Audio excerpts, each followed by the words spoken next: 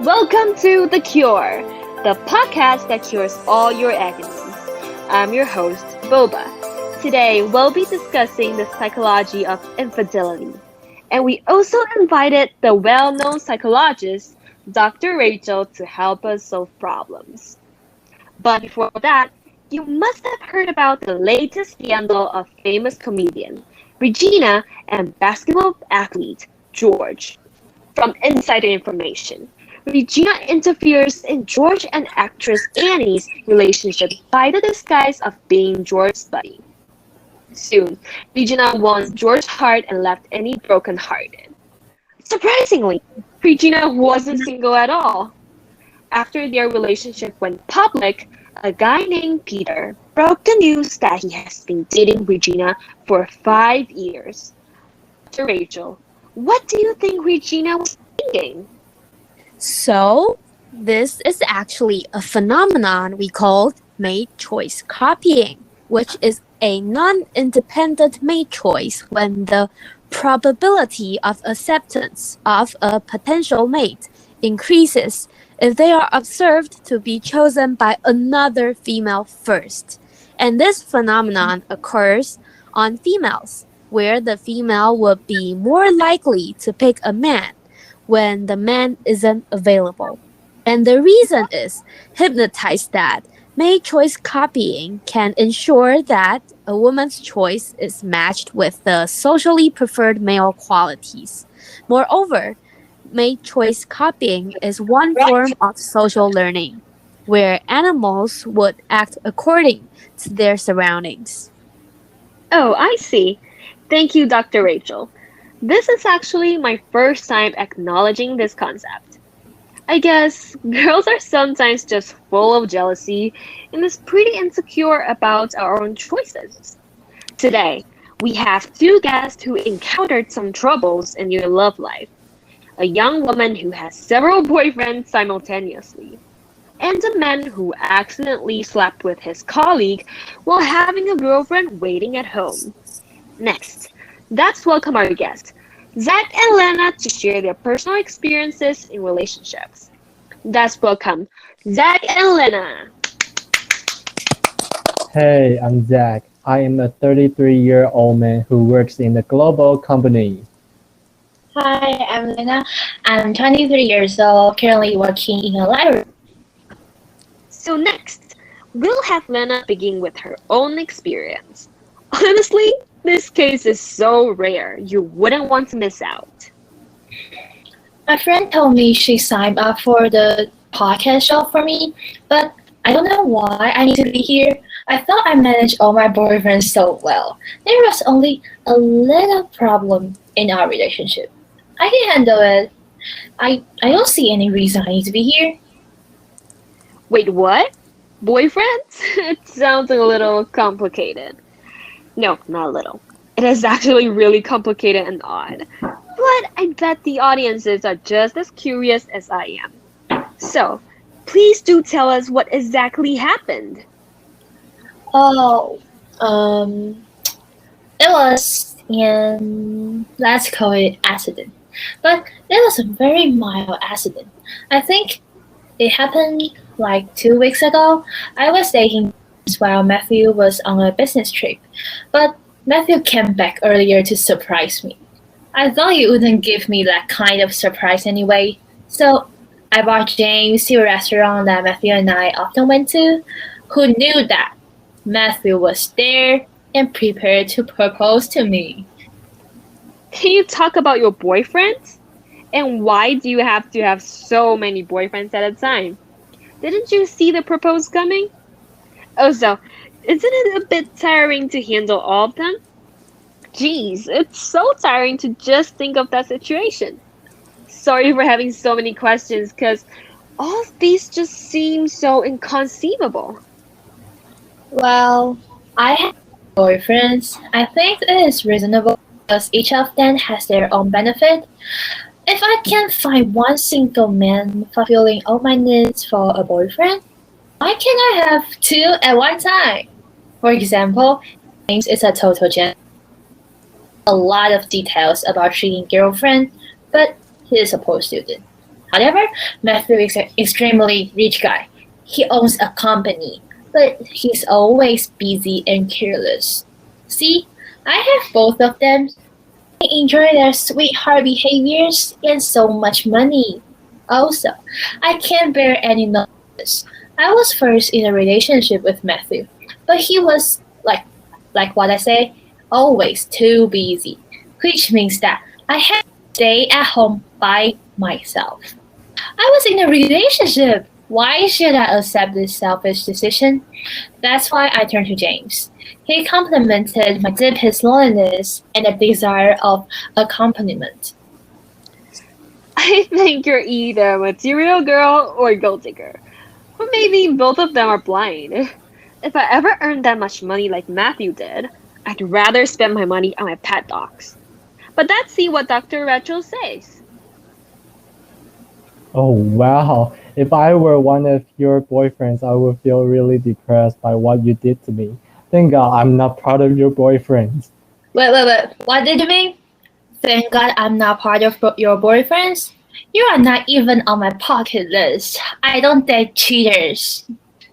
Oh, thanks for your kindness. Me neither. Fair enough. Well, I think you should both calm down a little, and please do note that I still love you both. And love the fact that you have issues and you're both here on the podcast as my guest, so I can make money. But for now, let's have Dr. Rachel analyze Lena's situation. So you are lonely. A woman can experience loneliness in a relationship for many reasons. Whatever the reason may be, they feel lonely, and they try to feel less lonely by finding other partners to fill in the blanks. They feel unwanted, unneeded, and ignored. Yeah, that's how I feel in my relationship with Matthew. So, Carl Rogers, who is a humanistic psychologist, emphasizes on getting to know yourself. If you don't accept who you are, it makes you feel lonely and you will never actually achieve self-actualization.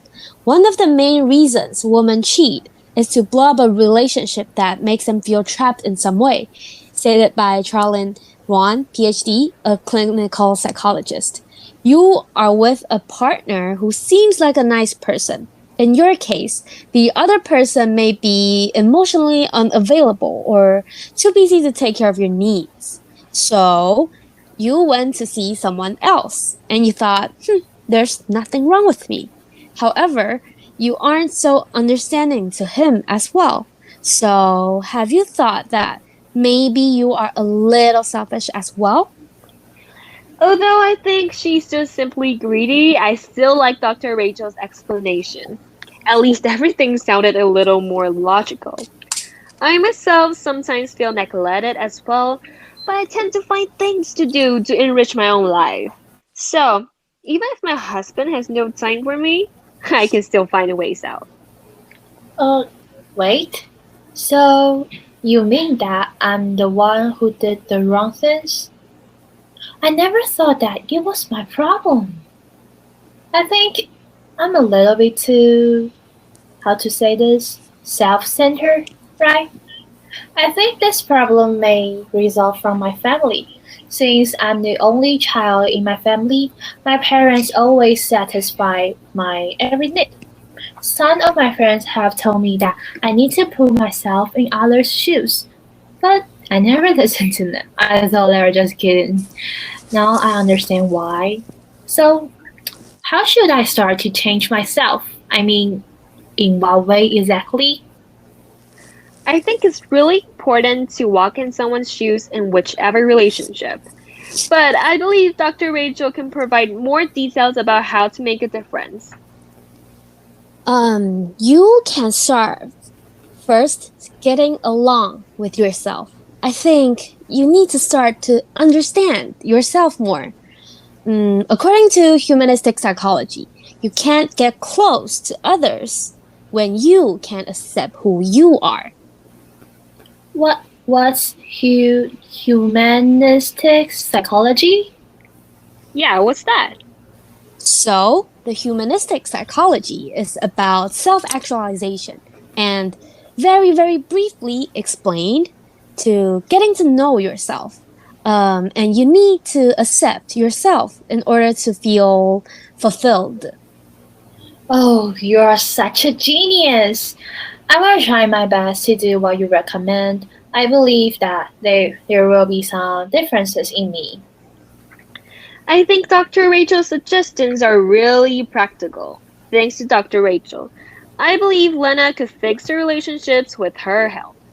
At last, is there anything you want to say to your boyfriends?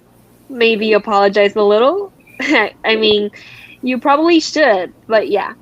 Anything you want to say to them? Maybe they're listening to the podcast right now. Oh, yes. Hi, James and Matthew.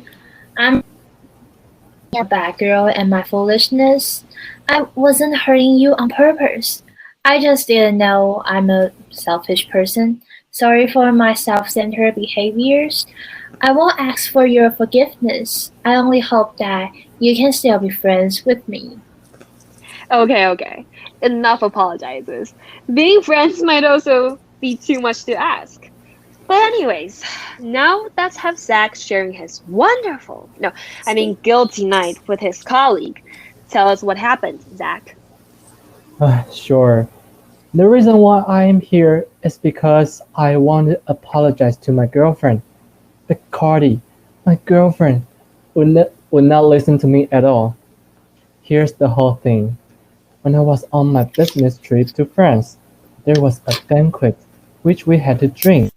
I thought I was not drunk, and I had to send one of my female colleagues who was totally drunk to the hotel. While we were at her door, she insisted that I go in to chat with her. We were on her bed, and suddenly she took my clothes off, started to seduce me. So, did you do her anyway? I mean, that's probably why you're here. I, uh, I did, but I was absent-minded. I was drunk and I didn't know what was going on. I still love my Cardi. Jesus Christ, that was dramatic. How did you get caught then? Lipstick on your collar? Perfume? There must be a sign.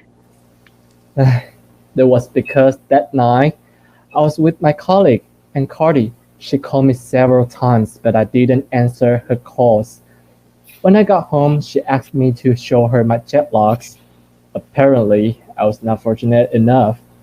The colleague who I slept with texted me about how she enjoyed that night. So I got busted. Bad timing. But I believe it was meant to be. It is very common for men to cheat. Men cheat for different reasons. However, men cheat mostly for sex. It can also be for attention, to feel important or wanted again, to know they still got it, whatever it may be. But usually it's for sex.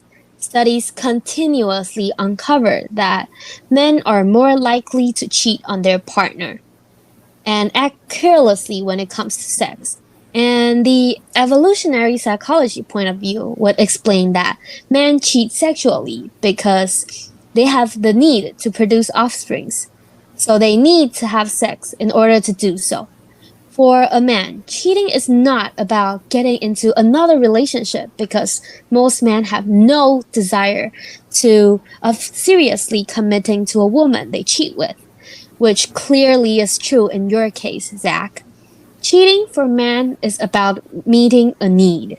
Men also do something called self-deception, which is sometimes men would give creative reasons to therapists to explain their behavior, even blame the other woman because, well, they're in denial.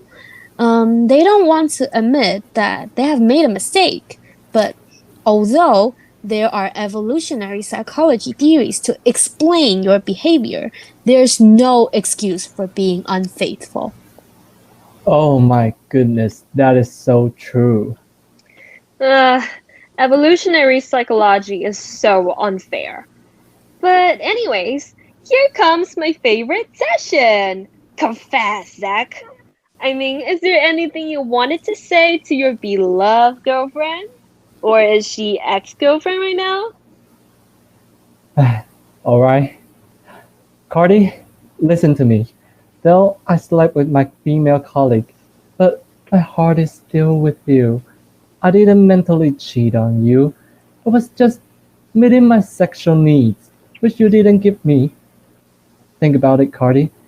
Every time I wanted so bad, you would not look at me at all. All you believe in is your own stupid religion says that you cannot have sex before marriage instead of what problems we are confronting right now. I thought you're trying to say sorry, but okay. Alright? Listen, I know there are always issues between us. Remember that every time you get home, all you ask is me preparing dinner for you. All the time, I feel myself a clown. You never care about my feelings, and you never care about my needs. All I could do was miss the bed at home. But you know what? That doesn't mean that I don't love you. Sex is nothing but human nature. If you don't do it, I will still ask others to do it too. I don't know why you are making a storm in a teacup. After all, you were the one that left the problem aside. I am the one that tries so hard to satisfy you and myself. But still, this is not about love, right? Love is not something spiritual, right? We can still get through all these kisses hand in hand. I know it's hard to give up your religion, but that doesn't mean that our problem can be ignored. Please, Cardi, I still love you. I don't see the point why you're saying all these, because I just don't think any of your words help. Or maybe, in your opinion, we should legalize adultery, maybe? Because sex and love can be completely separated? Wait, let me express my feeling about your apology. If I'm Cardi, I would definitely not accept your apology. How can you apologize by blaming the fault on her? Are you re-apologizing? Or you just want to tell everyone you are innocent? Oh, okay. So, what is your business then? You actually did more than sex while cheating than me. But, alright, forget it. So, please tell me, how could I fix my relationship? I think how you can fix your relationship is to first control your own urges. You have to learn to think more with your brain instead of being so emotional and absent minded. Furthermore, I would suggest couples therapy. If you guys want to rebuild your relationship, it seems like you guys have some problems in your relationships. So I would suggest seeking professional help and do regular therapy sessions together. It takes some time for couples to fix their relationships. Change doesn't happen overnight. Alright, I guess you are right. But we have to seek a proper way to solve our problems. And I still want to confess that no matter sexually or mentally cheating, they are both wrong. I should not done this to my Cardi. I hope she would not write a song to diss me. I'm so glad Zach could finally see his blind spots. I believe this couple will build a stronger relationship after this incident. If Cardi is willing to forgive him, I mean. Now we've come to the end of our show today. I believe all of us had a fruitful night with so many stories and gossips to hear. If you are encountering any trouble in life, contact us and maybe you'll get a chance to be our guest. Hope you enjoy the night. See you next week.